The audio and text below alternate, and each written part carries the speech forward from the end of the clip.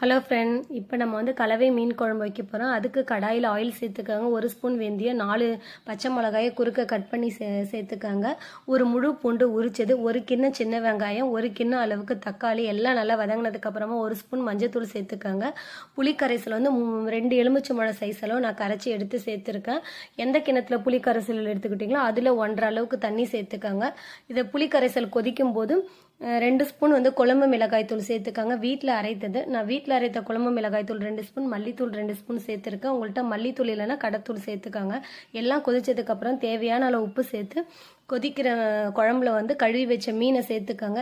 Stove off பண்ணும்போது கருவேப்பிலை சேர்த்து ஆஃப் பண்ணுங்க. எப்பயுமே மீன் குழம்பு வந்து மீன் முழுகிற அளவுக்கு குழம்பு வைங்க. 5 நிமிஷத்துக்கு மேலே கொதிக்க வைக்காதீங்க, மீன் வந்து கரைஞ்சிரும். இது வந்து காரைக்குடி ஸ்டைல் எங்கள் அம்மாச்சி சொல்லி வந்து ஒரு 4 வகை சொல்லி கொடுத்துருக்காங்க. அதில் இது வந்து ரொம்ப பெஸ்ட்டாக சூப்பராக இருக்கும். இந்த குழம்பு பிடிக்குன்னா லைக் பண்ணுங்கள். நெக்ஸ்ட் வீடியோவில் பார்க்கலாம். தேங்க்யூ.